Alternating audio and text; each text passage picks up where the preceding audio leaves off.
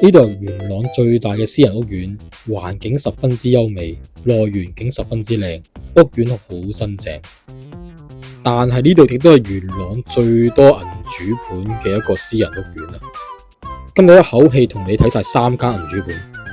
第一間呢個係19座嘅8樓私室啊，實用面積713尺，係屬於一個3房2廁緊廚嘅開則。但係前業主咧就將3房改咗做2房。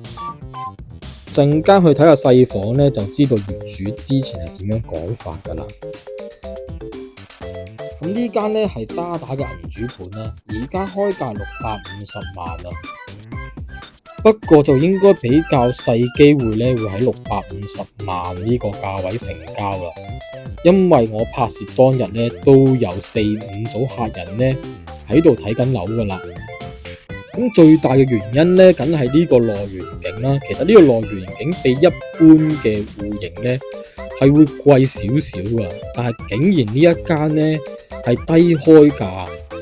我俾最近嘅成交你哋睇啊。最近呢一間咧都係714尺，成交咗750萬啊。但係呢一間咧就望向山景啦，唔係望內園景嘅。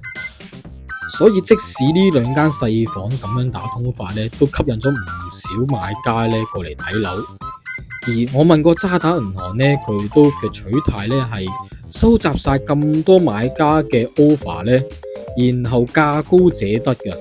所以咧頭先我一開始講到，都冇乜機會咧係650萬呢個價位成交噶啦。其實如果呢一間咧最後成交750萬咧，我都唔會覺得好出奇嘅，因為最近成交呢個價咧750萬都唔係望內園景嘅。咁如果大家有興趣咧，可以搵我安排睇樓。咁我哋好快咧去下一間睇睇啦。我哋而家睇緊呢一間咧係實用面積721尺，都係3房2廁緊廚嘅開則。其實同頭先嗰間咧係差唔多。不過咧呢一間咧係財務公司嘅銀主盤啦，而且個開價咧就會高少少嘅。而家個開價咧係800萬左右。其實每間銀主盤嘅取態啦同埋做法咧都係根據唔同嘅公司咧有唔同嘅做法噶。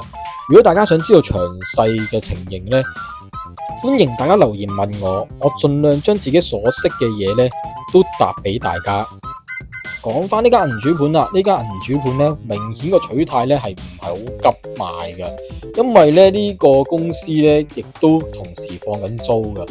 而家佢嘅租咧係開緊價咧每個月22,000蚊，其實都好少見銀主盤咧同時放租嘅。都係嗰句，如果對呢一間3房有興趣咧，都可以揾我安排睇樓嘅。咁我而家我準備去下一間，亦都係最後一間銀主盤啦。最後一間柏優豪嘅銀主盤咧都係3房開則啊，但係呢一間咧就係少少特色嘢啦。佢係連埋天台嘅特色戶嚟噶，實用面積咧係去到1047尺噶。呢個面積係唔計算天台面積噶，天台面積係788尺，仲有一個65尺嘅細平台，就係呢個位啦。嗱，呢個位咧係唔係露台嚟噶？佢計算平台嘅面積，所以都係唔計算入實用面積噶。講翻呢個銀主盤嘅少少現況先。嗱，呢個銀主盤咧係由星展銀行負責啦。聽聞咧11月12號咧已經會交由中誠拍賣行咧進行拍賣嘅。拍賣個底價咧就係880萬。嗱，其實咧呢類型嘅銀主盤咧喺報紙咧都成日見噶啦。然後好多人就話：哇，呢個價好低啊，執筍嘢啦，執平嘢啦。其實呢個只係開價，拍賣行係絕對冇可能咧用呢個開價咧賣俾你嘅，亦都好似係價高者得咁嘅做法。咁如果唔到銀行心目中嘅價錢咧，其實拍賣行咧都會有機會流標唔俾賣嘅。所以都唔好睇到報紙講嘅拍賣行開價咧如獲至寶啊！今日咧就分享咗呢個元朗最大嘅私人屋苑柏優豪嘅3間銀主盤，唔知你點樣睇啦？你有對銀主盤有冇多啲認識呢？